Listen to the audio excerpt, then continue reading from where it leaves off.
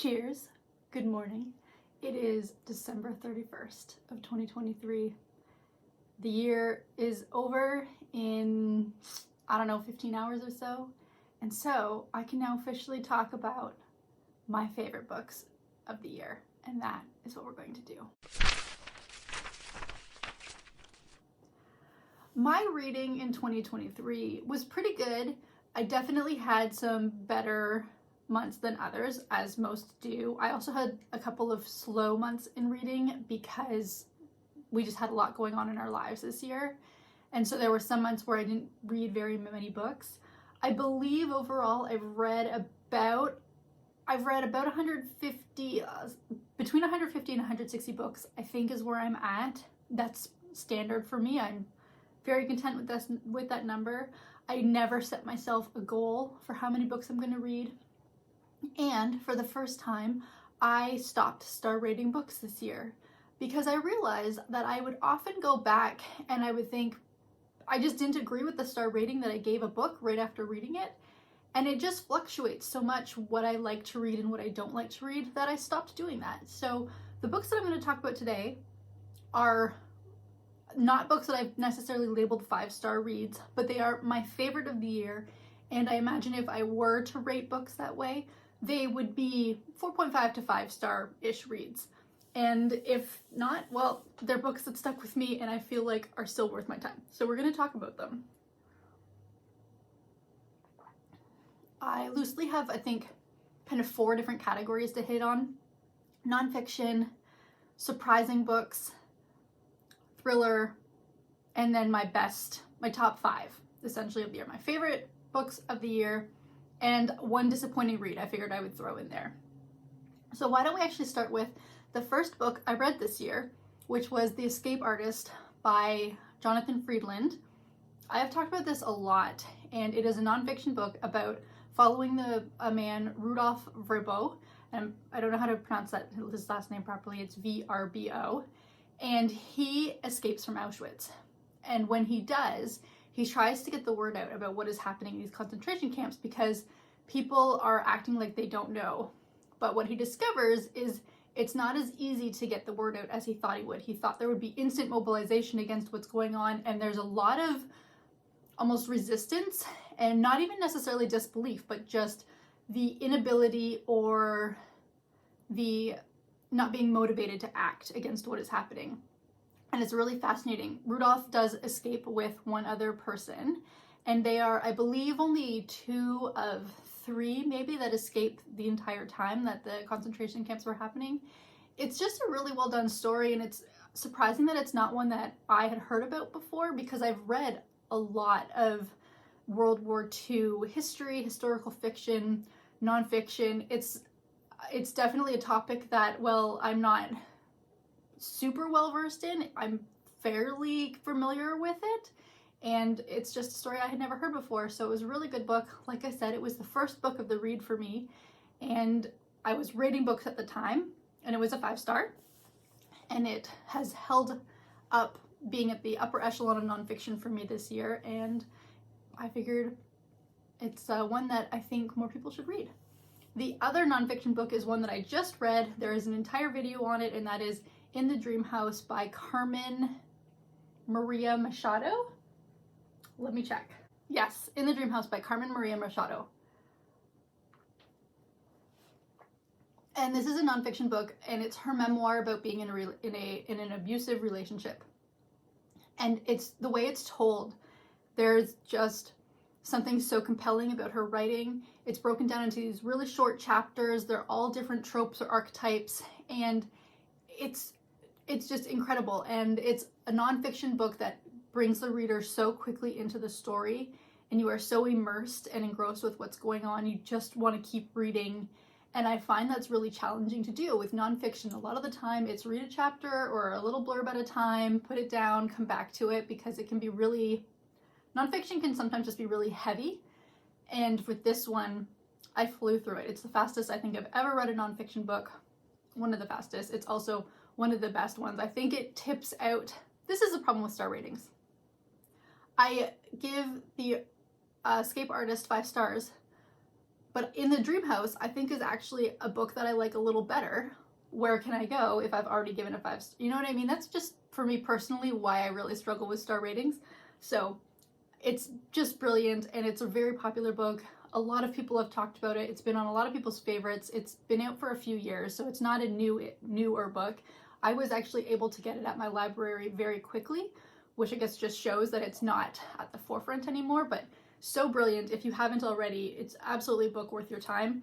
And just know that the content can be quite challenging, but it's so good. It's just so good, and that's all I'm gonna say about it. Next, let's do my one disappointing book of the year. And I wouldn't normally do this because reading is so subjective that when I'm disappointed in a book, I don't expect everybody to be. But this one, for just me personally, was such a letdown, and I was so bummed out by it because I was really, really looking forward to this book, and that is Berber Mid by Eleanor Catton. I was so excited for this book. I really enjoyed the Luminaries. I was working at a bookstore at the time that the Luminaries came out, and I remember upselling it to a gazillion people. I absolutely adored it. And so I was really excited for her to write a thriller. And it just wasn't it. I was so let down by this book. And I know that a lot of people, it seems to be a bit divisive. I know that a lot of people really did like it. It got nominated for several awards this year. But it just wasn't it for me. The tone shift halfway through, it starts off as this long, meandering, like character study almost, and then it shifts, and the tone shifts to the thriller portion of it. And I just couldn't wrap my head around what I was reading. I didn't understand what Catton was trying to get across in her writing. You're following a group of these guerrilla gardeners, but the book is headed by a girl named Mira, I believe. And guerrilla gardeners just means they try to find these spots around the city to garden without getting permits or whatever, and then they take the food and they distribute it amongst the groups or to people that need it. And it's kind of an interesting concept. And then they think they come up with this brilliant plan, but this billionaire gets involved and he wants to like fund the group, but things are very shady. And the premise is just so unique. I was just really, really looking forward to this book. And it just let me down. The ending, I didn't love the ending. I didn't like the ending at all. I don't know. And then ultimately, too many characters got involved. You ended up with too many points of view by the end of it. It was just a bit of a mess for me. I know that there was a reviewer I watched. Eric Carl Anderson wrote or talked about this book, about how he thought the payoff was worth your time into this book. And I can maybe see why people would like that, but for me personally, I put so much time into this book because it's quite large. The payoff wasn't worth it for me, and it was just very disappointing, and that sucks. I will read from her again because I liked the Luminaries so much, but I think if she was to write something similar to Berber Mid, I probably wouldn't pick it up. Now, thrillers. Thrillers was a project for me in 2023. I was determined to find some that I liked because I don't know if anybody else who reads thrillers feels this way, but they can get a little stagnant sometimes, and it's harder and harder to find a book that is thrilling to a thriller reader once they've read so many. And so my goal this year was to just read a ton and hope that I found some. And I did read a lot, and a lot of them I didn't like. A lot of them I DNF'd, and some of them I quite enjoyed. My favorite thriller of the year, My favorite thriller of the year was actually really surprising. I didn't think I was even gonna like this thriller, but I had put it on hold at the library. It was on my shelf. Oh my gosh, the hiccups. The hiccups are killing me. I had already picked it up. It was on my shelves. I figured, okay, I'll just give it a go, and I absolutely loved it. So my favorite thriller of the year is The Night Will Find You by Julia Heberlin. And this is about a woman who is both psychic and an astrophysicist. And she teams up with the police force near her, and she is partnered essentially with this detective, Jesse Sharp. And it's about when she's younger, she predicted the death of a boy, and she was able to save him. And so since then, he has become a cop. So occasionally he'll come to her and be like, hey, can you just like see what you see out of this problem? And she does that. And it's a really interesting look at her being a scientist, but also her being a psychic. And then this detective comes along who's very skeptical, and things get tangled. I don't know what it was about this book. I don't know, like the writing, the atmosphere, the style, everything about it worked for me. And it is not a thriller, like I said, that I thought would work for me. I thought it was going to be super hokey, and it does get a little cheesy. There is, you know, psychic, supernatural stuff that happens a bit. It's not heavy-handed or anything, but it is there. And so I kind of thought, oh gosh, this is going to be like an eye roller. I loved it. I thought it was so good. I thought the story was compelling. I think the relationship between Vivi, is her name, between Vivi and Jesse was really interesting in the way it developed. The relationship between Vivi and the cop that she saved, and then Vivi and her sister. It had a really good foundation of relationship and discussion and communication, and there was just something about the way it was able to propel forward that worked really well. And if you're looking for a thriller that is kind of different, just in terms of who the characters are that you're following, I would recommend this one. I had a really great time. She wrote another book. She has a couple thrillers anyways that I know of, and the one that I had read before this one I thought was okay, but this one I really, really enjoyed it. But keeping on the thriller train, we also have Hawk Mountain by Connor Habib. Okay. I wasn't sure if I was going to put Hawk Mountain on this list because the first half of this book is incredible. The tension that is built between Todd and Jack is incredible. Jack was a bully to Todd growing up, and then they reconnect later on in life, and Jack kind of forces himself into Todd's life. And it's a really interesting dynamic between these two men because Todd doesn't really know how to stop it, but I don't even know if he wants to stop it, but he's so confused about what's happening because he's like, do you not remember what our lives were like as a kid? Like, you were terrible to me. And Jack just doesn't even seem to acknowledge that that was a thing. And then a really key point happens in this book, and the tone shift is so sudden. It's 180, like, hairpin turn, and you're off on in this just totally different element of the story. And for me, that part, I struggled with that part because it just seemed so intense. But when you look back on it, you can understand why it is. But oh man, just the tension that the author was able to create between these two men in this book was fantastic. And I thought for sure it was going to be a 5-star thriller. And then the back half kind of let me down a bit, but it's still one that I think a lot of people would really, really enjoy. How many of these best of books videos have you watched if you're super into like the booktube community? There's got to be a gazillion of them out right now. I don't think I've watched any yet, but I will be getting on that very soon. And finally, in the just thriller category, we have Look Closer by David Ellis. Look Closer follows Simon and Vicky, who are a married couple. And I don't want to give too much away because I don't feel like a lot is in the synopsis, and there are so many twists and turns in this book. It is more kind of your quintessential kind of thriller. It's very just the roller coaster ride that you're on and the characters that are introduced, and you just never know who is and isn't telling the truth. And there's the detective, and there's a mistress, and there's just all these things, and there's money, and like there's just so much going on in it. And I almost thought you would think, here's the thing, okay, back up.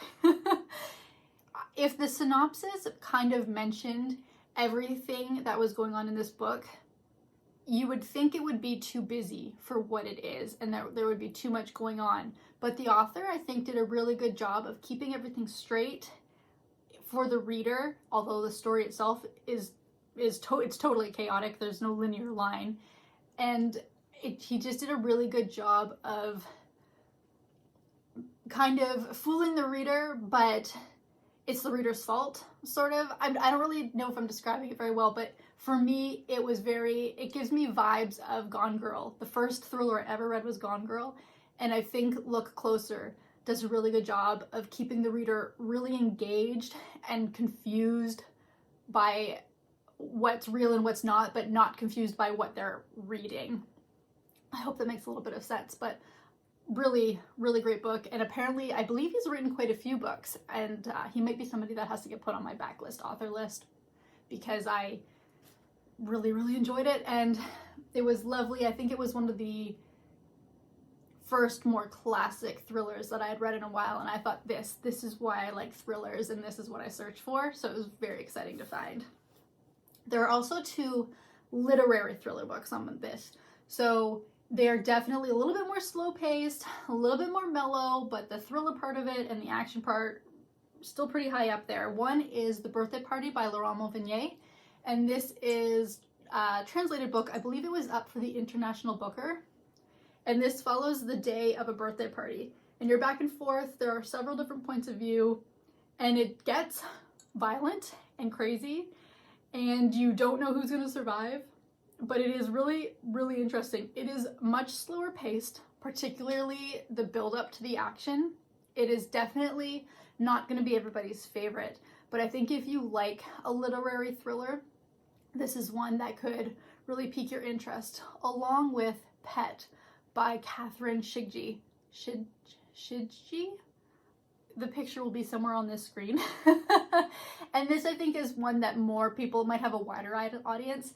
You're following Justine, and this book takes place in New Zealand, and Justine gets a new teacher, and she becomes a little obsessed with this teacher, but at the same time, these thefts start happening in the classroom, and what comes out of it is crazy. I think if you liked Confessions by Kanato, oh gosh, I don't remember who the author is, then you could maybe like Pet, because it's kind of got like the teacher vibes. You're not following, it's a very different story, but like that teacher-student relationship is very much there, and then the teacher relationship gets a little bit more personal. I don't want to give too much away, but it's really, really well done. It's very different. The only other book by Catherine Shigji that I've read is Remote Sympathy, which is a World War II historical fiction. And I liked that. I think she did this literary thriller really, really well. I liked Pet more than I liked Remote Sympathy. Sympathy or Symphony? I think it's Sympathy. But just 2 thrillers that are more literary that I really enjoyed. They're good books to just sink your teeth into. And if that is your vibe and you haven't checked them out, I think it could be worth your time. We then have 2 just surprising books of the year. And I decided to throw these into this video because they're not necessarily my favorites of the year, but they were books that I was so delighted by when I read them, and they were books that I had never had on my radar. I picked them up and I thought that they were so good. And one of them is When God Was a Rabbit by Sarah Winman. Sarah Winman has written one of my favorite books of all time, In Still Life. I have loved everything that I've read by her. She is absolutely an author that is an auto read for me. I don't even have to think about it. And this was her debut novel. And it follows a family over about 4 decades, a brother, a sister, a mom, and a dad. And it's just about their lives, but the relationships between them is really interesting. They run a bed and breakfast, so you have those characters, obviously, that kind of come in. So it has like almost cozy small town vibes, but also big world vibes, because the brother leaves to go to New York. It's just a lovely story, and the title When God Was a Rabbit, when you learn what it's about, it's just really good. And I think if you are into a family story, it's short. I don't know. I think it's a backlist book that is definitely worth picking up, and it's a debut novel, so know that going in. It's obviously not as polished as maybe her more recent stuff, but you can see why she has become such a great author. And the relationship particularly between the brother and sister, because the brother, they hold secrets for each other, and what that does over time and how that festers, and then how you become dependent on that. It's really interesting, and I was just very surprised by it. And I think it's definitely a book that needs to still have some recognition because it is an older book. And then speaking of that, surprisings, we've got Dinosaurs, a novel by Lydia Millett. I don't know where in the world this got put on my library TBR. I don't know who was talking about it, where I saw it, but you're following a man in Arizona whose neighbors move in and they live in like almost literally a glass house. They have an entire wall and he can see into their house, and it's about their relationship. And I don't actually know if you ever are told the man's name, but it wasn't in the synopsis and I can't remember it. And again, it's just a family story. It's more of a found family story, and you try to understand this man who doesn't have the greatest self-confidence. You see why that has happened, but then you just start rooting for him and how he develops these relationships with his neighbors and other people in this little community.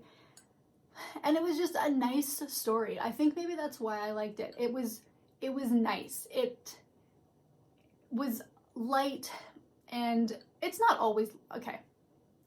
The writing makes things feel light because again, it's a shorter book. And I think that's just what it was. It was the right book at the right time for me. Things have been heavy for everybody the last few years, and this was just a nice book to read. So I think that's why this one and When God Was a Rabbit, while it does obviously still have some pretty important topics and deeper topics, they were nice books to read, and I thoroughly appreciated what that brought to my head in the moments that I read them. So that's why I think that they are very good books. And now, top 5 of the year. These are not really in any particular order. They are just the books, my top 5 favorite books of the year. And we will get started with the ones that I own. I only own 2 of them. We have Homegoing by Yagyasi. I have mentioned this book several times. You are following 2 different branches of a family tree. You have Effia and Essie. Is that their names? Effia and Essie. Effia's descendants and her family through Ghana, and Essie through America. They are stepsisters. They don't know each other exists. Effia is married to a British colonizer. Essie is sold into slavery. And you're following the family lines over the years, over about 300 years. Now, it's pretty small for a book that follows 300 years.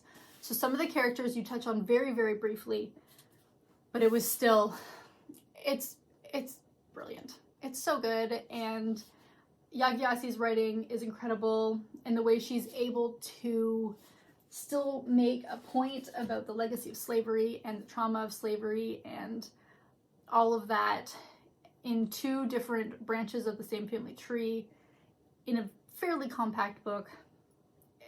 Brilliant. She's brilliant, and I simply adore her writing.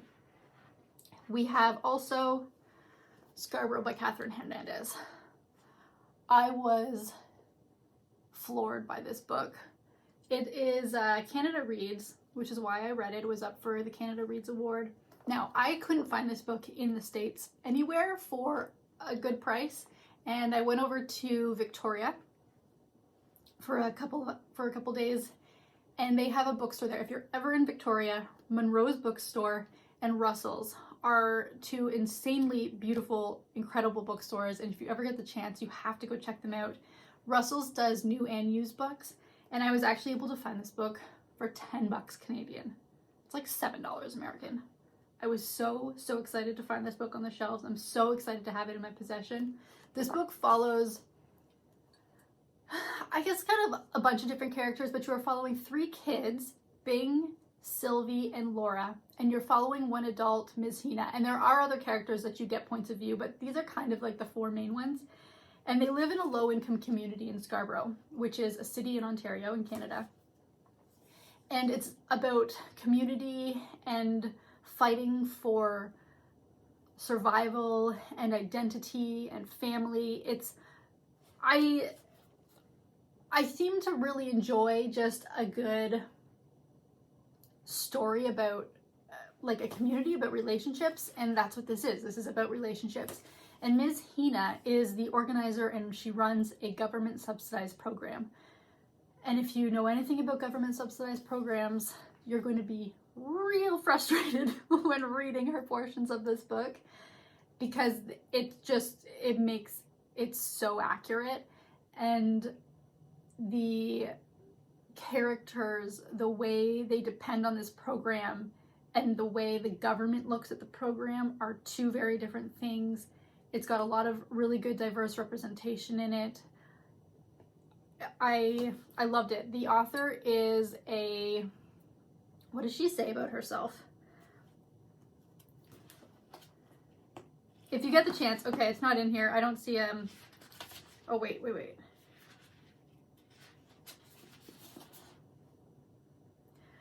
Catherine Hernandez is a queer theater practitioner and writer, and you can see that in the way she writes these characters. It's very vibrant, and she even talks in an interview about having to kind of change the way she does theater for writing, but the overlap with the way she's able to describe what is happening and describe the characters and the atmosphere is so well done. I absolutely loved it. Catherine Hernandez has a few books out, and they are on my must-be-read list because this one was that brilliant. We then have a book that actually is kind of surprising because it's kind of like one of those top 40 books, and that is Lessons in Chemistry by Bonnie Garmis. I don't need to say much about this book. It is incredibly popular, and I loved it. I was so surprised. I do think, and this is one of the critiques I've heard about it, the marketing on this book was not done well. Like, the cover of the book versus what the book is does not match at all, but the story is so good. Elizabeth Zott is awesome, and she is a chemist who kind of gets, I don't know, kind of like punted out of the chemistry world, and she becomes a home cooking star.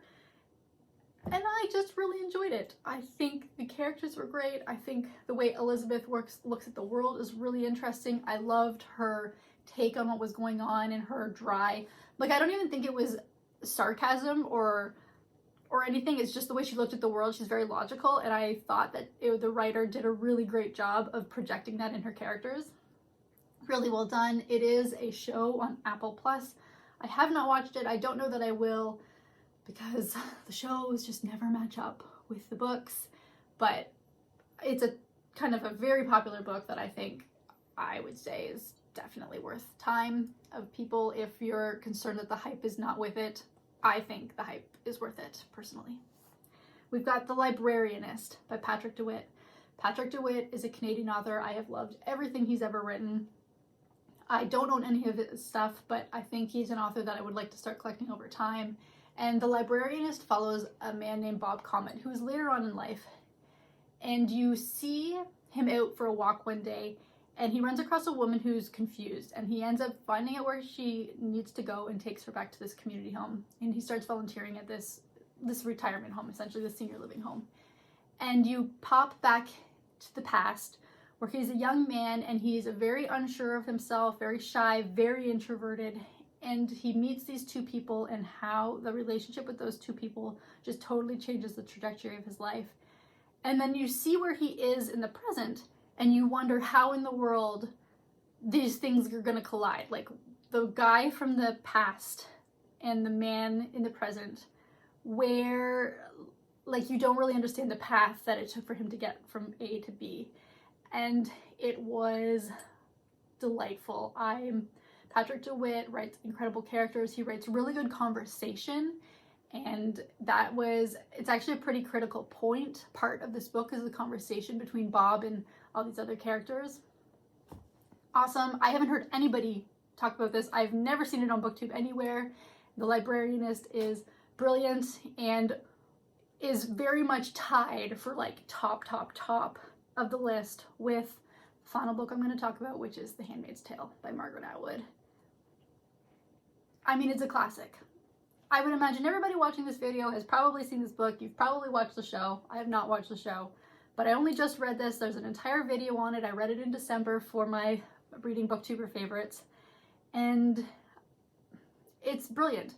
I didn't pick this book up earlier, not for anything nefarious or malicious or anything, but I just wasn't sure it would be for me. I don't love books on motherhood, although saying that, a lot of my books that I do love are about relationships, and mothers are part of that.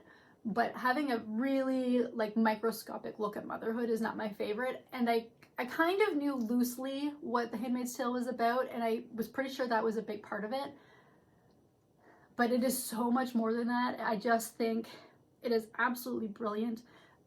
Offred is only as valuable as her ovaries. She's only seen as worthwhile based on if she can produce a child, and the world that is created, and how this book was published in 1985, but the relevance it holds for society today. That is a whole different tangent that I'm not going to get into, but it is incredible. Margaret Atwood, just, it proves in this book why she is still considered a top author today, even though this book was published like 39 years ago or something like that. It's wild and brilliant, and it is a classic for a reason, and I'm so glad that I was finally able to get my hands on it and pick it up, and I flew through it. It was so good. So that, my fellow readers, is 2023 for me, and it's been a really great year. I'm super stoked to see what 2024 has to offer in the reading world. I hope, please tell me your favorite book of the year before we go anywhere. Favorite book of the year, and maybe your biggest disappointment of the year. I would love to know. I hope that you guys have incredible New Year's. I will see you in 2024. Bye.